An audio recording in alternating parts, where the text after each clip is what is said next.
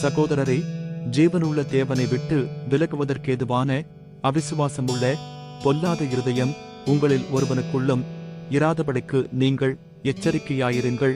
எபிரேயருக்கு எழுதின நிருபம் 3வது அதிகாரம் 12வது வசனம்.